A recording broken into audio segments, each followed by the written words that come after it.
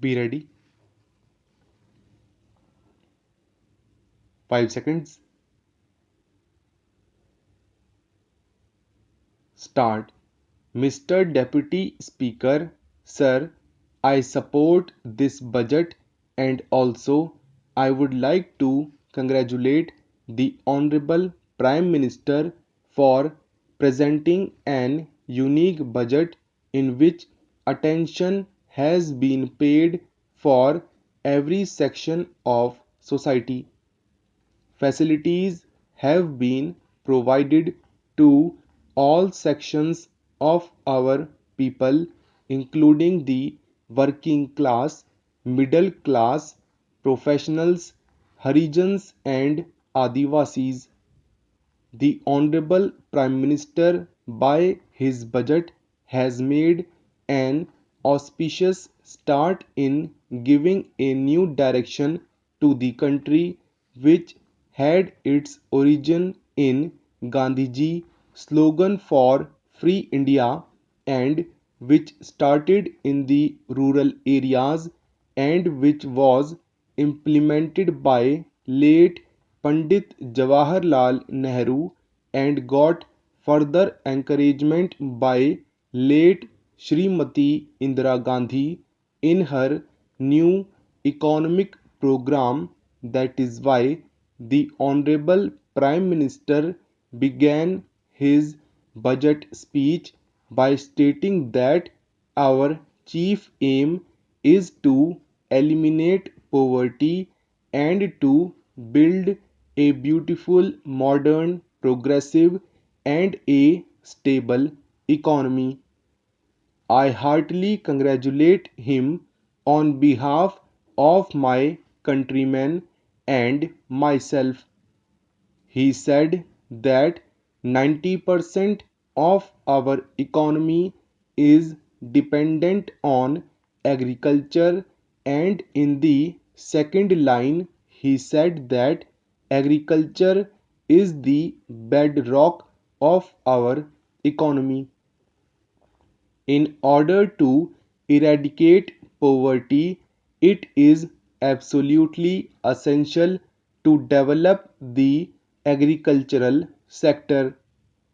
He has assured the people of the country who belong to a country which is primarily agricultural that the development would begin from the rural areas and not from the urban areas. The honorable members have expressed their views on agriculture. The Honorable Prime Minister has said that remunerative prices will be paid to the farmers and that he was committed to ensure supply of more water, electricity, fertilizer and seeds and to provide more loans to the farmers. It is in itself an important achievement that the Honorable Prime Minister of the country has declared in the whole House that he is committed to the development of India and a beginning is being made in this direction. There can be no two opinions about it that under the leadership of the present Prime Minister, those areas of the country which had remained backward for the last 50 years would now be able to make rapid progress. Concessions have been granted not only to agriculture but to industries as well, particularly to the small scale units, for example, the leather industry. In case of plastics, textiles, dhoti and sulabh sarees, excise duty has been reduced to 60%. Apart from it, he emphasized that the defense build up in the world today is one of the reasons for international tension. In this situation, we are also trying to strengthen our defense. In this regard, he said that in the current situation, highest priority has been given in the year 1987-88 to maintenance of tempo of the ongoing schemes and to ensure the security of our borders. Budget outlay for 1987-88 is rupees 2 crore, of which rupees 14 crore is in the shape of budgetary support. By this outlay, if 36% of the targets of the 7th 5-year plan could be achieved, it would be a record achievement. Our borders have become more secure and will be strengthened even more. It is also a matter of pride. Along with it, I would also like to make my submission in regard to education. The Honorable Prime Minister had made announcements regarding education policy at the very outset. This year, rupees 800 crores have been earmarked for it.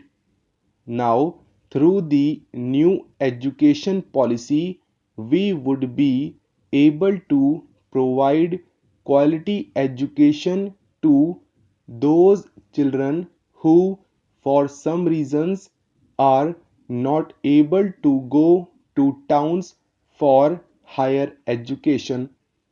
The more education spreads in this country, the more will it unite, make strong, and integrate.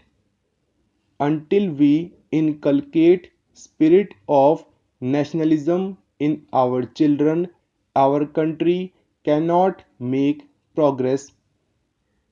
Hence, I would request you to adopt a system of education by which we build national character of our children.